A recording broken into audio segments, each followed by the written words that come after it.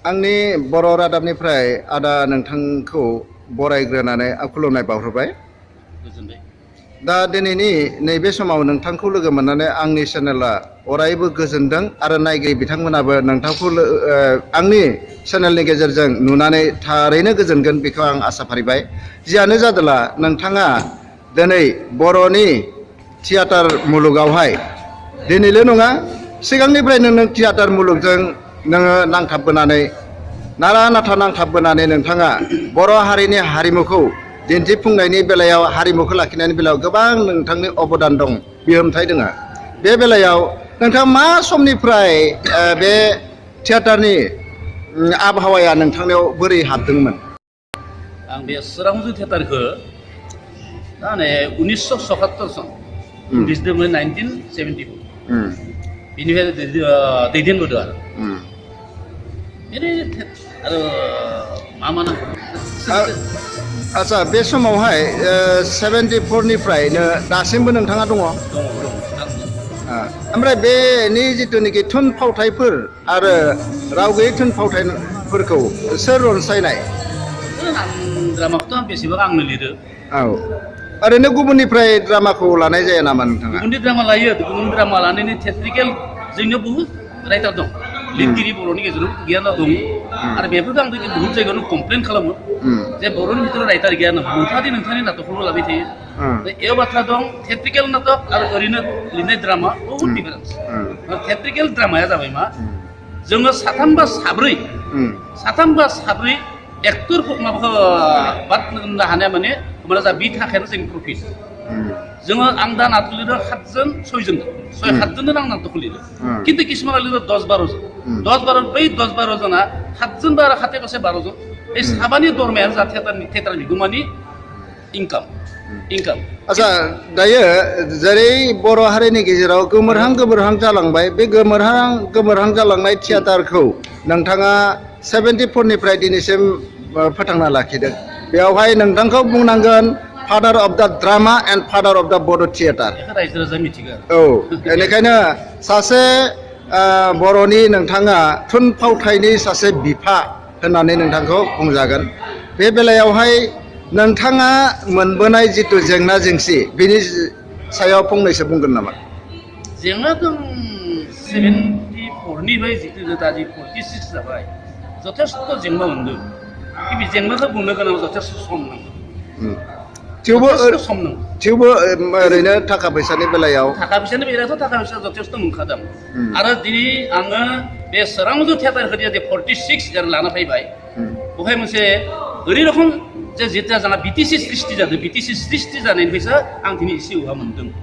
एसे हां मोनदों। अब्ला आगोलनि दिनावथ' जेबो गैयामोन। आं दा बेखौनो बुङो, आंनि पितृ सम्पत्ति 65 बिघा दंमोन। 65 बिघा हाखौ फानै थियेटारनि मुङाव फानै मात्र 8 बिघा हा दं।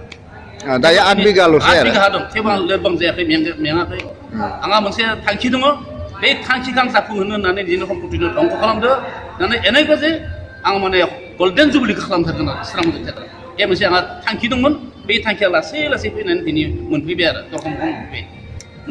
खिन्थु बे बिदि एसे आगोल बुंलांबाय आङो, थियेटार खालामनानै थियेटारनि कमिटिनि थाखाय दरखमनि होनाय थाखाय कुनु दिन थियेटार मोनसे फोथांना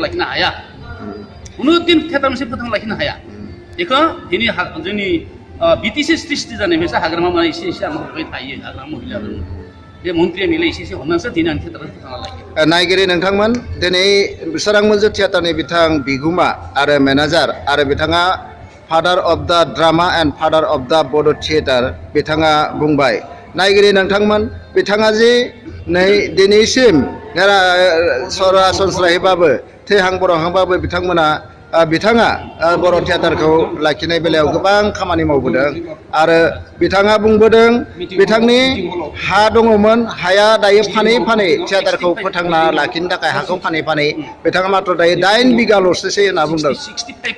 65 बिघानि बिथोराव मात्र 8 बिघाल'सो, थेवबो बिथाङा थियेटारखौ फोथांना लाखिदों। बेयाव नायगिरि नोंथांमोना मा बुजियो आरो बिथांनिसिम मा साबायखर बावहरो आरो बिथांनिसिम मा मतामत हरो नोंथांमोननि गोसोसै रायजो राजा बर' रायजो राजानि बे नायगिरि नोंथांमोननि। दा जियानो जादोला आदा सोमोन्दो आं नोंथांखौ लिंदों दिनै नोंथांखौ साबायखर होथावना नोंथांनि जा जिथु परिकल्पना जा जिथु नोंथांनि खामानि मावनो लाबोनाय जिथु गोसो बे गोसोखौ नोंथाङा लोरबां खालामालासिनो बेखिनिखौ नोङो आवगायबोगासिनो दङ दावगाबोगासिनो दङ बेयाव आंनि चेनेलनिफ्रायबो नोंथांखौ साबायखर हरदों जियानो जादोला दिनै नोंथाङा बे थियाटाराव माखासे फाव दिन्थिग्रा फावखुंगुर फावखुंग्रि आरो माखासे थियाटारनि पेन्डेल लुनाय बायदिसिना बेफोराव गोबां जेंना जायो बे जाखागोन बेखौबो जेंना जेंसिखौबो नोंथाङा नेवसिनाब्लाबो बानस'दों दा बे बेलायाव बिटिसिनिफ्राय नोंथाङा माबायदि मदद नागिरबावो मददथ' आङो थियाटारखौ माने एसे उन्नत खालामनायनि थाखाय आंहा मोनसे इन्टारेस्ट दङ दा बिथांमोना जुदि अनो जोंनि जा खर' गेदेरफोरा बिटिसिनि मन्त्रि नायबा स्टेटनि मन्त्रि एमएलए बिथांमोना जुदि अनोबा तेना सोरांमन्जु थियाटार थाबावगोन आरो जुदि सोरांमन माबानि बिटिसि नायबा जुदि सरकारि फालिबाय जेबो सहाय मोनाबा एबा रायजो राजाफोरनि जुदि अनसायनाय मोनाब्ला थारमाने सोरांमन्जु थियाटारा এই 46 এবার আর 50 মানে 50 বছরनि उनाव सोरांमन्जु थियाटारा गोमासिगोन आरो এই কারণে बेखौ सुबुं समाजखौ आं खावलायहरो जे जेरै हागौ बे सोरांमन्जु थियाटारखौ फोथांना लाखिनायनि बिबाना जादों बर' सुबुं समाजनि सोरांमन्जु थियाटारा आंनि नङा साननो थाङोब्ला सोरांमन्जु थियाटारा समग्र दुलाराय बर' समाजनि थियाटार सोरांमन्जुआ थांना थानाय माने हारिमु थांना थानाय सोरांमन्जुआ थैनाय माने हारिमु खहा जानाय थैगोन जागोन बेखायनो बे सोरांमन्जु थियाटारखौ फोथांना लाखिनाय दायित्वआ जाबाय बर' हारि माहारि बे समाव नोंथांजों जिरायनाय साखाथियाव जिरायनाय जों टंला हालामनिनो बिथां टंला कलेजनि प्रफेसार समेस्वर बर' दङ बिथांनिसिम आंनि खुलुमनायखौ बावहरबाय लोगोसे बिथां जोंनिनो साइन्स टिचार डाकुवा स्कुलनि हाई स्कुलनि आरो ओमफ्राय बिथाङा सासे ट्राइबेल सुरक्षा मन्चनि गाहाय नेहाथारि जयन्त बर' बिथांनिसिम आंनि खुलुमनाय बावहरबाय दा बिनि बेलायाव आं सार बिथां समेस्वर बर' थियाटारनि बेलायावहाय थियाटारखौ बोरैहाय फोथांना लाखिनांगौ हारिमुवा बोरैहाय जौगाहोदों थियाटारा बेनि सायाव जास्ट फंनैसो बुंनो थाखाय खावलायदों आच्छा खुलुमबाय हारिमु होनबाथ' मोनसे गेदेर सोदोब कमप्रिहेन्सिभ इंलिसाव आरो लेटिन वर्ड कालचारनिफ्राय कालचुरानिफ्राय कालचार जादों सेलेरे होनना बुङो जायनि ओंथिया जाबाय काल्टिभेट माने आबाद बे आबादनिफ्राय जोंनि मावनाय दांनाय जानाय गासैखौबो बे हारिमु सोदोबाव सोनानै लाफाजोबो जानाय लोंनाय जोंनि मावनाय दांनाय दिनाय जोंनि खुलुमनाय सिबिनाय अनसायनाय राव रायलायनाय बिहेभियार आखल आखु दानाय जोंनि आबादथिलिनिफ्राय गासै जोंनि साननाय जि माने गासैखौबो बे हारिमुआ आवग्रिनानै लायो हारिमुआव गोग्लैजोबो हारिमु गैयाब्लाथ' जिबानो थानाय नङा जाथियाबो थानाय नङा हारिमुआबो थानाय नङा दा दिनै बेलायावहाय गैयाबा जाथिनि माबाया आस'खान्दा जागोन दा बेखौ फोथांना लाखिनाया जोंनि दुलाराय बर' माहारिनि नट अनलि आसाम नाथाय वर्ल्डआव जाय जायगायाव बर'फोर दङ बिसोरो गासैबो बेखौ फोथांना लाखिनायनि माबा नांगोन आरो थियाटाराल' नङा सोरांमन्जुल' नङा गुबुन गुबुन बेबायदि जुदि ओंखारोबा थियाटार जात्रा गान माबा माबि ओंखारोबा बेखौ नायनाय अनसायनाया जोंनि खामानि थियाटारा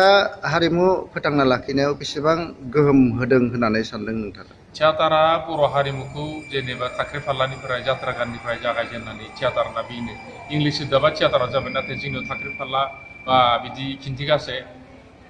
खिन्थिनाय बेफोरखौनो जों बुजिना लाग्रोनांगोन नाथाय हारिमुखौ फोथांनायावथ' बिसोरनो जोंनि मोनसे गोग्गोम मोनसे एलिमेन्ट थादेरसा